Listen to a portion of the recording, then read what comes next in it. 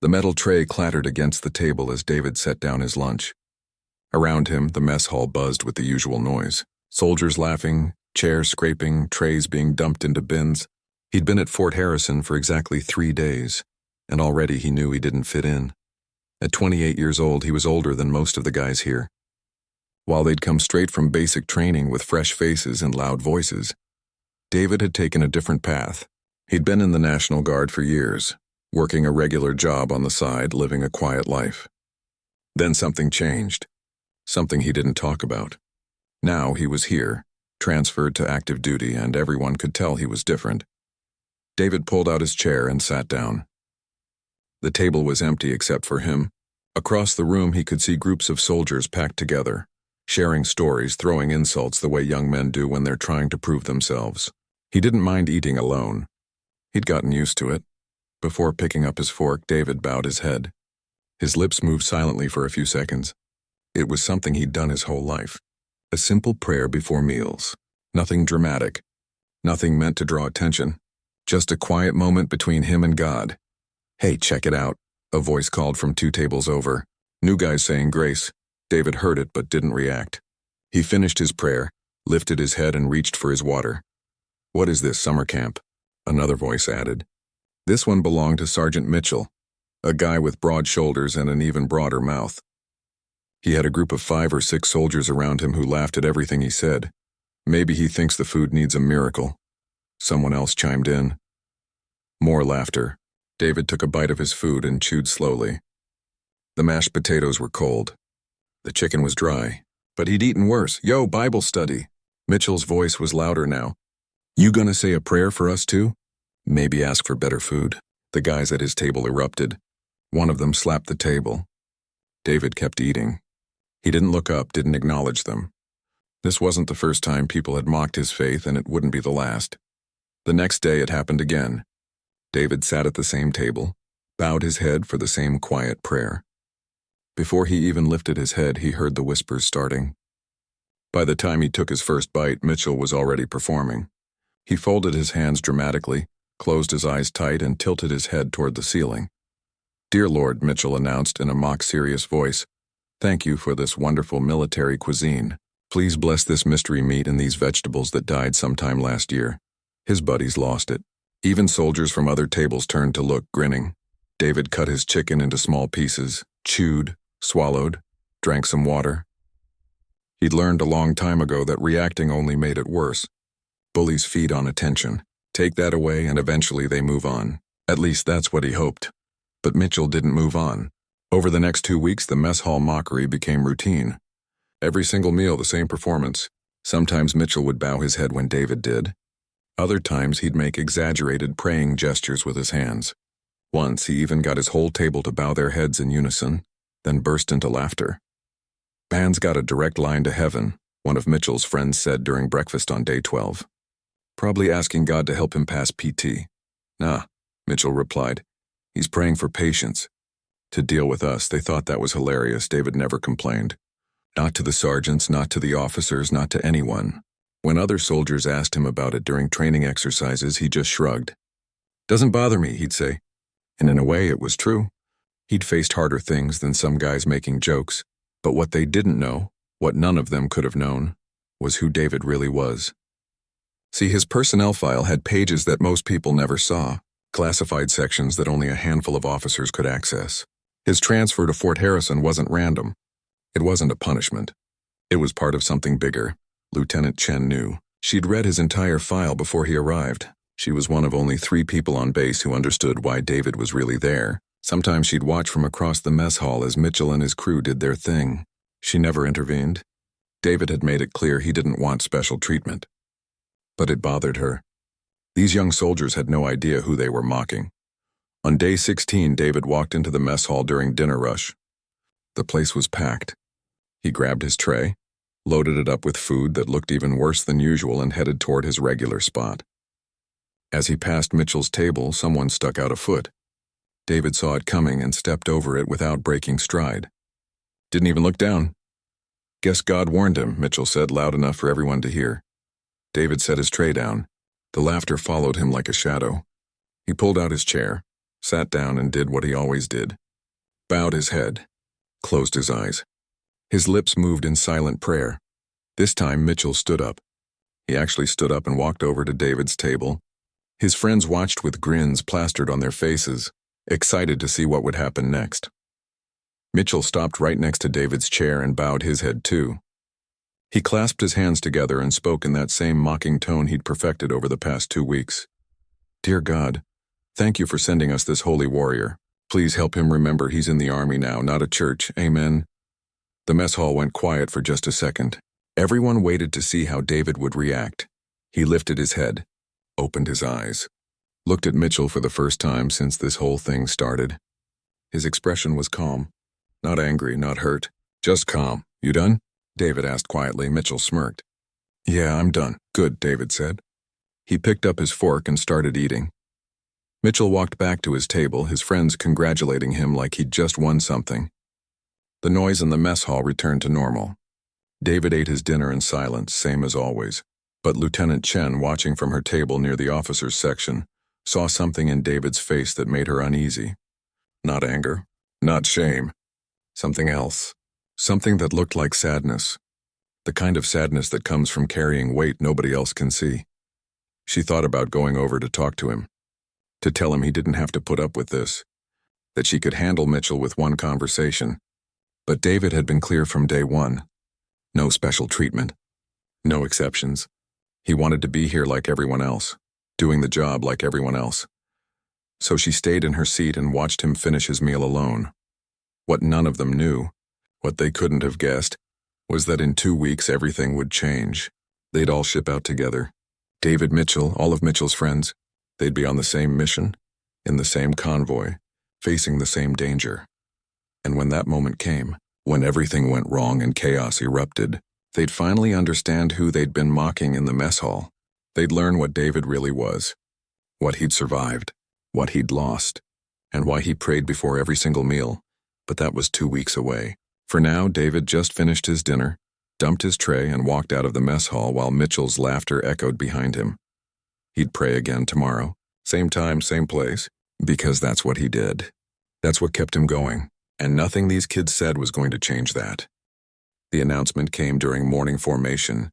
Everyone standing in neat rows, back straight, eyes forward. Major Phillips stood on the platform looking more serious than usual. That's how they all knew something big was coming. "Listen up," the major's voice cut through the morning air. "We've got deployment orders. You ship out in 2 weeks. A ripple of reaction moved through the formation. Some guys shifted on their feet. Others exchanged quick glances. For most of them, this would be their first real deployment. Sure, they'd trained for it, talked about it, imagined it. But talking and doing are 2 very different things. "This is a humanitarian mission," Major Phillips continued. "You'll be providing security and medical assistance in a conflict zone. The area's been unstable for months. Your job is to protect aid workers, secure supply routes, and help the local population. Humanitarian mission." The word sounded nice. Safe, even. But everyone in that formation knew better. Conflict zone meant danger. Unstable meant anything could happen. And security meant they might have to shoot back. After formation, the base exploded with activity. Soldiers rushed to complete training modules they'd been putting off. Gear got inspected and re-inspected. Everyone suddenly remembered they needed to call home, update their wills, check their life insurance. David spent most of that day in the medical training center. While other soldiers focused on weapons qualifications and tactical drills, he volunteered for every medical course available. Advanced first aid, trauma response, emergency field surgery. The instructors were surprised by how much he already knew. "You've done this before," one of the medics said, watching David work through a simulation. It wasn't a question. David just nodded and kept working. In the barracks that night, Mitchell and his crew were wound up. They sat on their bunks, talking too loud, acting tougher than they probably felt. This was the moment they'd been waiting for. The chance to prove themselves, to see real action, to come back with stories. "I'm telling you," Mitchell said, cleaning his rifle for the 3rd time that day. "This is going to be easy. Humanitarian mission means we're basically babysitting aid workers. We'll be back before Christmas." "Easy?" One of his friends, a kid named Torres, didn't sound convinced. "Major said conflict zone. Yeah, but we're Americans, Mitchell replied. We've got the best training, best equipment. Those people over there are still using weapons from the Cold War. We'll be fine. David was in his bunk on the opposite side of the barracks, reading a small book. He didn't join their conversation, didn't offer his opinion. He'd learned that these guys didn't want to hear what he had to say. Over the next week, the training intensified. Long runs in full gear, live fire exercises, convoy simulations. The officers pushed everyone hard, trying to prepare them for conditions they'd face overseas. Some soldiers thrived under the pressure, others started to crack. David moved through it all quietly. He excelled at everything without showing off. Hit his targets without celebrating. Completed obstacle courses without bragging. The instructors noticed, but he never drew attention to himself. In the mess hall, the mockery continued. By now it had become such a routine that other soldiers joined in sometimes. Not because they had anything against David personally, just because that's what everyone did. Mob mentality. When Mitchell started his performance, others laughed. It was easier to go along than to stand up for someone you barely knew. But something was shifting. A few soldiers had started to notice things, like how David always volunteered for the hardest assignments, how he stayed late to help others with medical training, how he never complained, never made excuses, never tried to get out of anything. One evening, about a week before deployment, David was in the medical center studying maps of their deployment area. He'd printed out detailed topography charts, marked locations of hospitals, identified dangerous routes, calculated distances between secure zones. Lieutenant Chen walked in and found him hunched over the maps, making notes in a worn notebook. "You preparing for a mission or planning to invade?" she asked. David looked up. "Just want to be ready." She moved closer to examine his work. The detail was impressive. He'd marked everything. Elevation changes, choke points, areas where convoys could get trapped, possible ambush locations. "You're thinking like a tactician," she observed. "Not many soldiers do this level of prep." "Someone should," David replied simply. Chen wanted to say more. Wanted to tell him about the other soldiers, about Mitchell and the mess hall situation, about how none of them understood what they were getting into. But David's face stopped her. He looked tired. Not physically tired. Something deeper than that. "You okay?" she asked instead. David was quiet for a moment. Then he said, "I just want everyone to come back. That's all." The way he said it made Chen's chest tight. There was weight in those words, history, loss, things she'd read about in his classified file but couldn't bring up without violating protocol. "We've got good soldiers," she offered. "They're kids," David said, looking back at his maps. "Most of them have never seen real combat. They think they're ready, but nobody's ready for what combat actually is." "You can't protect everyone," Chen said gently. "I know," David replied, "but I can try." The night before deployment, the base held a ceremony. Families came to say goodbye. Parents hugged their sons and daughters. Wives held onto husbands. Kids cried without understanding why. It was emotional and chaotic and overwhelming. David stood off to the side. He didn't have family there. His parents had passed years ago. No wife, no kids, just him and whatever he carried inside. He watched Mitchell with his family. The sergeant's tough guy act had completely disappeared. He held his mom while she cried, hugged his little brother, promised his dad he'd be careful. In that moment he looked young, vulnerable, human. David felt something twist in his chest. These were good people, young people with families who loved them. They deserved to come home safe. All of them, even the ones who'd made his life difficult. After the ceremony back in the barracks, soldiers packed their final gear. The energy was different now. More serious, more real. Deployment was no longer some distant future thing. It was tomorrow morning. Mitchell sat on his bunk staring at a photo of his family. Torres was writing a letter, his hand shaking slightly. Another soldier, Peterson, was on the phone with someone, speaking too quietly for others to hear. David checked his gear one more time. Medical supplies, extra bandages, tourniquets. He'd requisitioned more than the standard issue. The supply sergeant had questioned it, but David insisted. Better to have too much than not enough. Around midnight, most soldiers were still awake. Nobody wanted to sleep. Tomorrow would come too fast. Mitchell got up and walked to the bathroom. On his way back, he passed David's bunk. For the first time in weeks, he didn't make a joke. Didn't say anything mocking. He just paused for a second, looking at David's carefully organized gear, then kept walking. At 0400, the alarm went off. Time to move. Soldiers dressed in silence. The usual morning chatter was gone. Everyone focused on their tasks. Boots laced tight. Uniforms perfect. Gear secured. They moved like shadows in the pre-dawn darkness. In the mess hall, breakfast was subdued. Soldiers ate quickly, mechanically, fuel for the body, nothing more. David sat at his usual table, bowed his head for his usual prayer. This time nobody mocked him. Nobody said a word. A few soldiers even looked away, maybe feeling a little guilty about the past few weeks. The buses arrived at 5:30. Soldiers filed out of the mess hall, carrying their packs, rifles slung over shoulders. The morning was cold and dark. Their breath came out in clouds. Lieutenant Chen stood near the buses, checking names off a roster. When David passed, she stopped him. "Watch yourself out there," she said quietly. "Always do," David replied. "I mean it," she insisted. "These soldiers need you, even if they don't know it yet." David met her eyes. For a moment, something passed between them. An understanding.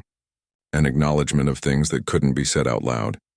Then he nodded, adjusted his pack, and climbed onto the bus. Mitchell got on the same bus, followed by his crew.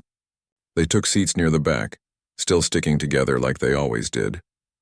David sat near the front, alone like he always did. As the bus pulled away from Fort Harrison, soldiers looked out the windows. Some watched the base disappear. Others closed their eyes, trying to rest before the long flight ahead. A few stared at photos on their phones, memorizing faces they wouldn't see for months. David looked out at the darkness and thought about the maps he'd studied. The routes they'd travel, the dangers they'd face. He thought about Mitchell and Torres and Peterson and all the others. Young men who thought they were ready for war, and he prayed, not out loud this time, just silently in his head, prayed that he could keep them safe, that his training would be enough, that when the moment came, he'd remember what to do, because David knew something these soldiers didn't. He knew that combat doesn't care how prepared you are, doesn't care how brave you are, doesn't care about anything except survival. And he'd seen what happens when soldiers aren't ready. He'd held dying men in his arms, watched the light leave their eyes, carried bodies that used to be his friends. He'd pray every day of this deployment, before every meal, after every mission, whenever he got scared, because prayer was the only thing that kept the memories. The first 2 days overseas were almost boring. Long hours of nothing, sitting around the base, checking equipment, waiting for orders. The heat was brutal but manageable. Local kids would sometimes gather near the fence, waving at the soldiers. Some guys waved back. Others ignored them, too focused on staying alert. Mitchell and his crew adapted quickly. They'd claimed a corner of the barracks, set up their area, fell into a routine. The mockery of David had stopped, mostly because they were all too tired and stressed to bother. But the distance remained. David kept to himself. They kept to their group. On the third day, orders came through. They'd be escorting a medical convoy through a mountain pass, aid supplies heading to a village that hadn't received help in months. The route was considered relatively safe. "Intel said no hostile activity in the area for weeks, see?" Mitchell said while loading gear into the transport trucks. "I told you this would be easy. We're basically truck drivers with guns." Torres didn't look convinced, but he didn't argue. Nobody wanted to be the one who admitted they were scared. David helped load medical supplies into one of the vehicles. He worked methodically, securing everything properly, double-checking straps. The medic assigned to their convoy, a young soldier named Kim, noticed David's attention to detail. "You've done this before," Kim said. "Yeah," David replied, not elaborating. The convoy consisted of 6 vehicles, 2 armored trucks in front, 3 supply trucks in the middle, 1 armored truck in the rear. Mitchell's squad was split between the front and rear security vehicles. David was assigned to the second vehicle right behind the lead truck. They rolled out at 0800. The landscape was beautiful in a harsh sort of way. Rocky mountains, deep valleys, roads that wound through terrain that looked like it belonged on another planet. Some soldiers took photos. Others stared out windows, weapons ready, trying to look professional. The heat inside the vehicles was suffocating. Body armor, helmets, full gear. Even with windows down, the air felt thick. Soldiers drank water constantly, trying to stay hydrated. David sat quiet, watching the terrain. His eyes moved constantly, scanning ridgelines, checking behind them, studying the road ahead. Years of training and experience had taught him to never relax, never assume safe. In the rear vehicle, Mitchell was telling stories, making his friends laugh, keeping spirits up. It was what he did best. Keep things light, make people forget they were driving through a potential war zone. "Man, when we get back," Mitchell said, "first thing I'm doing is getting a burger. A real burger, not that mystery meat they serve on base." "I'm calling my girl," Torres said. "Video chat. Just want to see her face, you know?"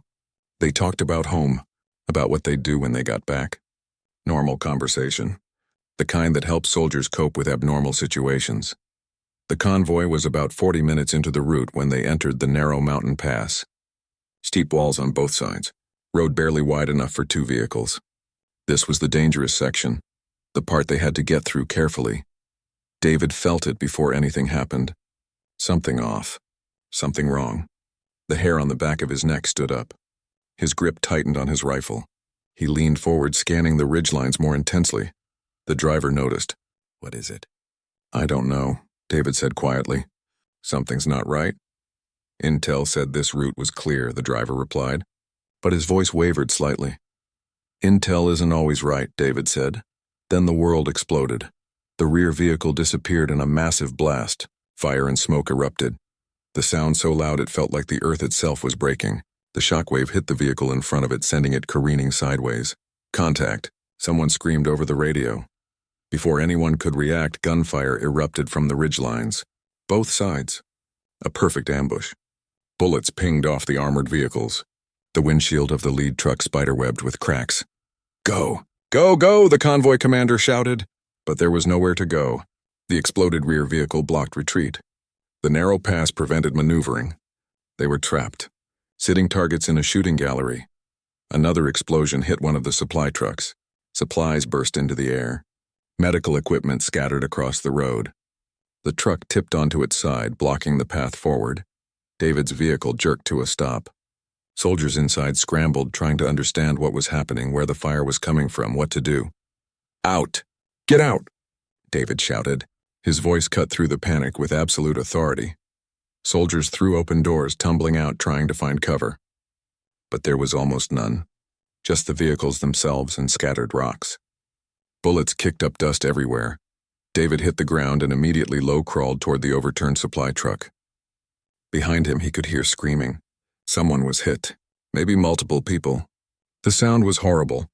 That particular kind of scream that means real pain. He reached the truck and risked a look back. The rear vehicle was completely destroyed.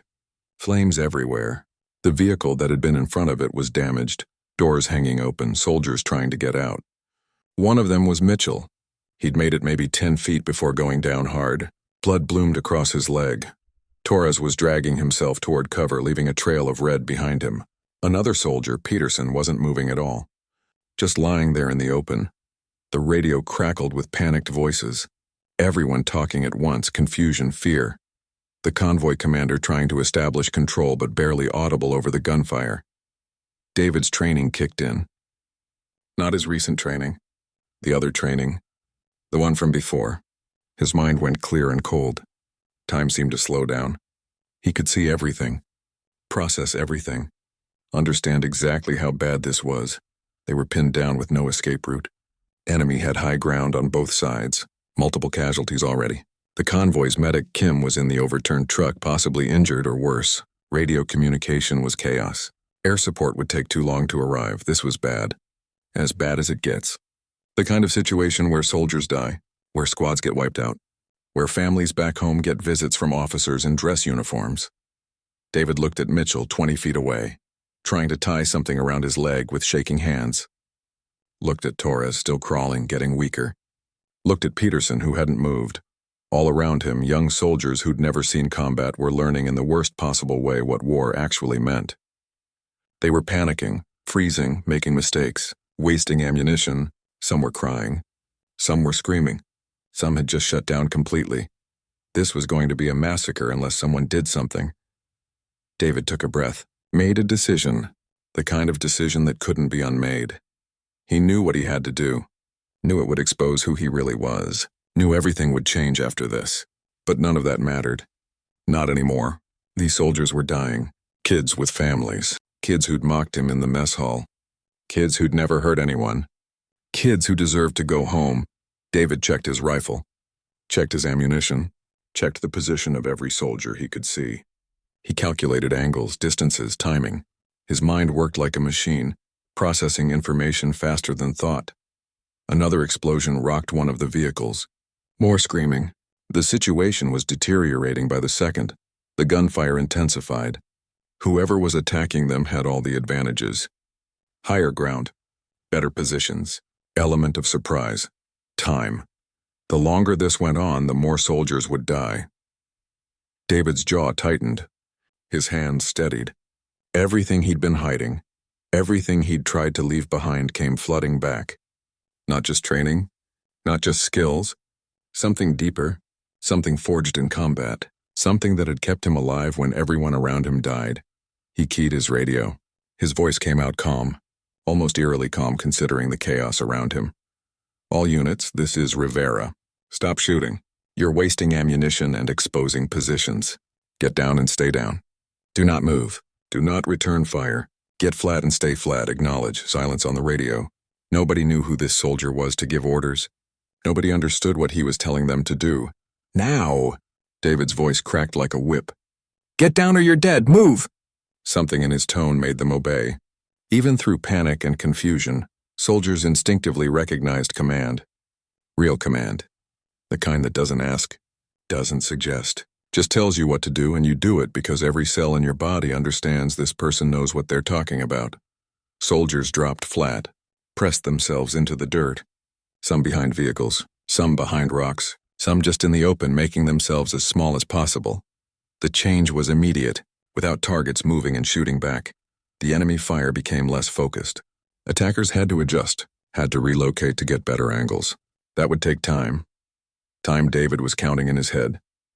Mitchell lay flat, blood soaking through his pants, hands pressed against his leg. He could see David, see him moving with purpose while everyone else stayed frozen. What's he doing? Torres whispered from a few feet away. I don't know, Mitchell replied, but I think he's about to do something crazy. David was already moving. Not random, not panicked, deliberate. He crawled toward Mitchell first, keeping low, using every bit of cover. Bullets still snapped overhead, but less frequently now. He reached Mitchell in seconds. Pulled out a tourniquet. Applied it with practiced speed. Mitchell gasped in pain, but David didn't stop. Couldn't stop. Stay down, David said. Don't move. Don't make yourself. David reached the overturned supply truck and found Kim, the unit medic. He was trapped under part of the vehicle's frame, conscious but pinned. Blood ran from a gash on his forehead. Can you move? David asked, already assessing the situation. My leg, Kim gasped. I think it's broken. I can't get out. David looked at the metal pinning Kim down. Too heavy to lift alone. He'd need help, and that would mean exposing more soldiers. He made a quick decision, grabbed Kim's medical bag instead. I'll come back for you, David said. Where else are you hit? Just the leg and head. I'm okay. Help the others. David slung the extra medical bag over his shoulder and kept moving. More supplies, more ability to save lives. That's what mattered. He crawled back toward the center of the convoy. Around him, the gunfire had decreased but hadn't stopped. The enemy was repositioning. Any minute now, they'd adjust their angles and the shooting would intensify again. David knew this pattern, had seen it before, had survived it before when others hadn't. He reached another wounded soldier. Young kid, maybe 19, shrapnel in his arm and side. Conscious but in shock. What's your name? David asked while working. Collins, the kid managed. Am I gonna die? Not today, David said firmly. He packed the wounds, administered pain medication from Kim's bag. You're gonna be fine. Just stay down. Don't move. It hurts, Collins whimpered, I know. That's good. Means you're alive. Dead people don't hurt. It was harsh but true. Collins nodded, understanding somehow, giving him strength. David moved from soldier to soldier. Some had minor wounds. Others were critical. He triaged in his head. Who needed immediate attention? Who could wait? Who was beyond help? Those calculations felt like knives in his chest, but he made them anyway. Had to. That's what combat medics did. Decide who lives and who dies when you can't save everyone. Behind one of the vehicles, 3 soldiers huddled together, uninjured but paralyzed with fear. They looked at David with wide eyes when he crawled past. "You good?" he asked. They nodded. "Then get ready. When I give the word, you're gonna help evacuate wounded. Understand?" "But the shooting," one of them started. "Won't matter if you follow my instructions exactly. Trust me. Can you do that?" They looked at each other, then back at David. Something in his eyes convinced them. They nodded. David continued his circuit. He'd treated 7 wounded soldiers, applied tourniquets, stopped bleeding, stabilized injuries, all while under fire, all while staying low, all while moving with a precision that seemed impossible. Mitchell watched from his position, hand pressed against his tourniquet. The pain in his leg was excruciating, but he couldn't look away from David. This wasn't the quiet man from the mess hall. This was someone else entirely, someone who moved through combat like it was a familiar room, someone who knew exactly what to do while everyone else panicked. "Who is this guy?" Mitchell muttered to himself. David made it back to the front vehicle. The convoy commander, Lieutenant Harrison, was inside, trying to coordinate on the radio. David pulled himself up to the window. "Sir, I need air support now." Harrison looked at him. "Who the hell are you to—" "I'm the person keeping your soldiers alive," David interrupted. "I need drone strike capability. Danger close. Can you make it happen or not?" Something in David's voice made Harrison recalculate. This wasn't some random soldier. This was someone who knew what they were doing. Someone who'd seen this before. "The frequency is jammed," Harrison said. "I can't get clear comms. Try emergency frequency 77 Alpha. Military satellite relay. It bypasses local jamming." Harrison stared. "How do you know about— just do it." David snapped. Harrison switched frequencies. Static. Then suddenly a clear voice. "This is Overwatch." "Go ahead," Harrison grabbed the mic. "We need immediate air support. Multiple casualties. Pinned down in Mountain Pass." "Grid coordinates," David interrupted. "This is Rivera. Authorization code Charlie Delta 79er Hotel. Priority immediate. Request drone strike on our position, danger close, 30 meters from convoy." Silence on the other end. Then a different voice, older, more authority. "Rivera. Confirm identity." "Confirmed." "It's me. I need that strike now. They're repositioning for a second wave. Stand by." Harrison looked at David like he was seeing a ghost. "What authorization code was that?" David didn't answer. He was already moving back outside, back into the open, back toward his soldiers. He crawled to Mitchell's position. "Can you walk?" "My leg, can you move at all?" Mitchell tried. Gasped in pain. "Maybe with help." "Good enough," David keyed his radio. "All units listen carefully. In approximately 90 seconds, there will be a drone strike on the ridgelines. The blast radius will be close, very close. You need to be flat against the ground. Behind vehicles if possible. Cover your heads. Do not look up. Do not move. When I say down, you get down and you stay down until I say otherwise. Lives depend on this. Acknowledge." One by one, soldiers confirmed. Even in shock and pain, they understood. This was survival. Trust this man or die. David crawled to the 3 uninjured soldiers he'd spoken to earlier. "When the strike hits, you have about 60 seconds before the enemy might send reinforcements. That's your window. I need you to move the wounded behind the overturned truck. It'll provide cover." "Can you do that?" "What about you?" one of them asked. "I'll help. But you need to move fast. Grab whoever's closest. Don't think. Just move. We clear?" They nodded, looking terrified but determined. The radio crackled. "Rivera, this is Overwatch. Strike authorized. Danger close confirmed. Impact in 60 seconds. Mark your position. Marked. We're the burning vehicles. Can't miss us. Copy. Keep your heads down. This will be close." David switched to the convoy frequency. 50 seconds. Everyone down now. Soldiers pressed themselves into the dirt. Some prayed. Some cried. Some just shut their eyes and waited. Mitchell lay flat, his face pressed against the rocky ground, feeling his own blood seep through his pants. He'd never been more scared in his life. David positioned himself near the center of the convoy, between the most vulnerable soldiers. If something went wrong, if the strike came in too close, he'd be hit first. That thought didn't bother him. These soldiers deserved to go home. He'd already had more time than he had any right to expect. 30 seconds. David called out calmly. Stay down, stay calm. This is going to be loud. Torres was crying quietly, his hand pressed against his chest wound. Collins was muttering something that might have been prayer. Peterson was still unconscious, unaware of any of it. All around, young soldiers waited for death or salvation, not sure which would come first. 15 seconds. David could hear it now. High-pitched. Getting louder. The distinctive sound of ordnance falling. He knew that sound. Had heard it before. Sometimes it meant rescue. Sometimes it meant disaster. The line between the two was razor thin. Get down, David shouted. Cover your heads. Don't move. He pressed himself flat, covered his own head, and waited. The sound became deafening. Then the world turned into fire and thunder. The explosions were massive. Multiple strikes, perfectly placed along the ridge lines where the enemy fighters had positioned themselves. The concussive force was so intense that soldiers felt it in their bones. The ground shook. Rocks and debris rained down. The noise was beyond describing, like standing inside an erupting volcano. Some soldiers screamed but couldn't hear their own voices over the blasts. Others just held on, feeling like the earth itself was trying to tear apart. David kept his head down, counting seconds, calculating. The strikes had to neutralize the threat without killing the convoy. Whoever was operating that drone had to be incredibly skilled, and they had to trust David's coordinates completely. The explosions continued, 5, 6, 7, each one massive. Each one shaking the world, then silence, sudden and complete, just ringing in everyone's ears and the sound of debris settling. David lifted his head. Looked around. The ridgelines were destroyed. Smoke everywhere. No more gunfire. The enemy positions had been obliterated. Sound off, David called. Anyone hit by the strike?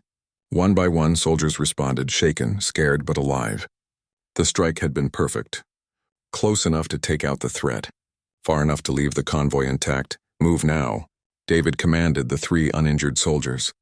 Get the wounded to cover. They scrambled up, grabbed their buddies, started dragging them toward the overturned truck.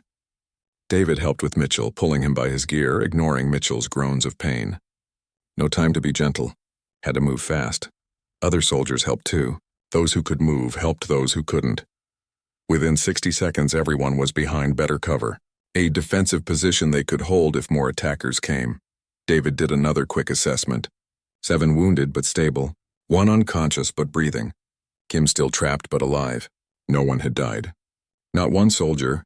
In an ambush that should have killed most of them, everyone was still alive. The radio crackled. Rivera, this is Overwatch. Strike successful. Enemy positions neutralized. Medical evacuation inbound. ETA 12 minutes and copy that, David replied. We'll be ready. He looked around at the soldiers. They were staring at him. All of them. Mitchell with his wounded leg. Torres with his chest wound. Collins with his shrapnel injuries. The uninjured ones who'd helped move everyone. Even Lieutenant Harrison who'd climbed out of his vehicle. They looked at David like they were seeing him for the first time. Like they were trying to The helicopters touched down in a whirlwind of dust and noise. Professional medical teams jumped out, moving with practiced efficiency. They had stretchers, equipment, everything needed to evacuate wounded soldiers. This wasn't some rushed operation. This was precision, like someone had planned for this exact scenario. David helped load the wounded. First Peterson, still unconscious but stable, then Torres, who gripped David's hand before being lifted onto a stretcher. Thank you, Torres whispered. David just nodded and moved to the next soldier. Mitchell refused to be carried. He insisted on walking with help, his arm around one of the medics. As they moved him toward the helicopter, he kept looking back at David, trying to understand, trying to piece together who this man really was. Kim was extracted from under the vehicle. It took 4 soldiers and specialized equipment, but they got him free. Broken leg confirmed. Concussion likely, but alive. He'd survive. Within 20 minutes, all wounded soldiers were loaded. The helicopters lifted off, banking toward the medical facility. Their engines faded into the distance, leaving behind an eerie quiet. The remaining soldiers stood among the destroyed vehicles, looking at the carnage around them. Burned metal, scattered supplies, bullet holes everywhere. The destroyed ridgelines where their attackers had been. It looked like a war zone. Because it was, Lieutenant Harrison approached David. His expression was different now. Not the skeptical look from before. Something closer to respect, maybe awe. "We need to talk," Harrison said. "About what happened here. About who you really are." "Later," David replied. He was checking over the remaining soldiers, making sure no one had injuries they'd hidden or ignored. "Right now we need to secure this position until recovery vehicles arrive." Harrison started to argue, then stopped. He'd seen what David could do. He knew that questioning him now would be pointless. Instead, he just nodded and went to organize the perimeter defense. The recovery team arrived 3 hours later. They brought fresh vehicles, supplies, and a security detail. The convoy that had left base that morning was going to limp back very differently. Fewer vehicles. Wounded soldiers. Shaken survivors. But everyone alive. Against all odds, everyone alive. On the ride back to base, David sat alone again. But now the other soldiers kept glancing at him. Whispering. Wondering. The mystery of who he was had become the only thing anyone could talk about. They reached base after dark. The wounded had already been brought in on the medevac helicopters and were being treated in the medical facility. Word had spread fast, an ambush, multiple casualties, but no deaths. A miracle, some were saying. David went straight to the medical building. He needed to check on his soldiers, make sure they were really okay. That's what medics did. Didn't matter if he was officially their medic or not. He'd treated them. They were his responsibility. He found Mitchell in a bed, his leg bandaged and elevated. They'd done surgery to remove shrapnel. He'd have a limp for a while but would make a full recovery. When Mitchell saw David walk in, he tried to sit up. "Stay down," David said. "You'll tear something." "I need to know," Mitchell said. "Everyone needs to know." "Who are you? And don't give me that 'just a soldier' line." "We all saw what happened out there." David pulled up a chair, sat down. For a long moment, he didn't say anything. Just looked at this young sergeant who'd made his life difficult, who'd mocked his faith, who'd had no idea what kind of man he was dealing with. "My name is David Rivera," he said finally. 8 years ago, I was part of a special operations unit. Combat medic. We did things that don't get talked about. Went places that don't appear on maps. Saved people. Lost people." Mitchell listened, his eyes wide. 3 years ago, my unit walked into an ambush. Worse than what we faced today. Much worse. We lost 23 soldiers in under 10 minutes. I was the only survivor. Only one. David's voice was steady, but there was pain underneath. Old pain, deep pain. I tried to save them. Did everything I could, but it wasn't enough. I watched them die. Held some of them. Listened to their last words. Carried that weight for 3 years. "That's why you left," Mitchell said quietly. "I couldn't do it anymore. Couldn't watch more soldiers die. Couldn't carry more names. So I got out. Went to the National Guard. Tried to live a quiet life. Tried to forget, but you came back." David nodded. The nightmares didn't stop. The guilt didn't stop. I'd see their faces every night. Hear their voices. 23 soldiers who died while I lived. It was eating me alive. So I made a deal. Came back active duty. Working as a regular soldier, but really training new tactical medics. Sharing what I learned. Trying to make sure what happened to my unit doesn't happen to others.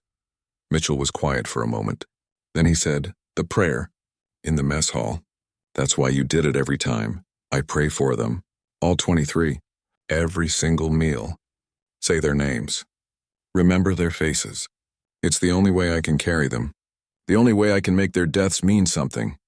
Tears were running down Mitchell's face now. "We mocked you. All those times. We had no idea. You couldn't have known," David said, "and it doesn't matter. What matters is that today everyone lived. All of you. Every single soldier is going home to their families. That's what matters. Because of you," Mitchell said. "We'd all be dead if not for you." David shook his head. "You survived because you followed orders. Because you trusted someone you didn't know. Because when it mattered, you did what needed to be done." That took courage. The door opened. Lieutenant Chen walked in, followed by Major Phillips. They both looked at David with expressions that confirmed what Mitchell now knew. They'd known all along who David really was. "We need you to come with us," Chen said gently. "There's going to be a debriefing." "About what happened today. About the authorization code you used. About the protocols you activated." David stood up. Looked at Mitchell one more time. Heal up. Get back to your family. That's an order. Mitchell nodded, unable to speak. Over the next 3 days, the story spread through the entire base. David Rivera wasn't just a soldier. He was a decorated combat veteran, Silver Star recipient, one of the most skilled tactical medics the military had ever trained. And he'd been sitting in their mess hall for weeks while they mocked him. The soldiers who'd been in that convoy became his biggest defenders. They told everyone what happened, how David moved through hell to save them, how he coordinated a danger-close drone strike, how he kept everyone calm when they should have panicked, how he refused to leave anyone behind. Collins, the young soldier with shrapnel wounds, told people, "He told me dead people don't hurt." Sounds harsh, right? But it gave me something to hold on to. Pain meant I was alive. He gave me that. Torres talked about how David treated his chest wound while bullets flew overhead. He was so calm. Like we were in a hospital, not a battlefield. That calmness saved my life, kept me from panicking. Even Kim, the unit medic, admitted, "I've been doing this for 4 years. David's been doing it for 8. And he's seen things I can't imagine. When he took my medical bag and kept working, I knew everyone would be okay. Because that's what he does. He saves people." By the 4th day, when David walked into the mess hall for dinner, the entire room went quiet. Every soldier watched him. Watched as he got his food. Watched as he walked to his usual table. Watched as he sat down. And then David did what he always did. He bowed his head, closed his eyes, began his silent prayer. But this time, something different happened. Mitchell, still on crutches with his injured leg, stood up at his table. He bowed his head. Then Torres stood, one hand pressed against his bandaged chest, bowed his head. Then Collins. Then Peterson, recently awake from his concussion. One by one, every soldier in that mess hall stood up. Every single one. And they bowed their heads. Some were praying. Some were just showing respect. Some were crying. But all of them understood now. Understood what David carried. Understood what that prayer meant. Understood that this man had lost 23 brothers and spent every day since then trying to make that loss mean something. When David lifted his head and opened his eyes, he saw them. All of them, standing, heads bowed, honoring him, honoring his lost unit, honoring the soldiers he'd saved. His throat tightened. His eyes burned. For 3 years he'd carried that weight alone. Now in this moment he didn't feel alone anymore. Mitchell was the first to sit. Then the others followed. But something had changed. The mess hall wasn't the same place it had been before. These weren't the same soldiers. They'd learned something about judgment, about appearances, about the people you mock without knowing their story. David ate his dinner quietly, same as always. But now, when soldiers passed his table, they nodded respectfully. Some stopped to say thank you. Others just wanted to be near him, to understand him better, to learn from him.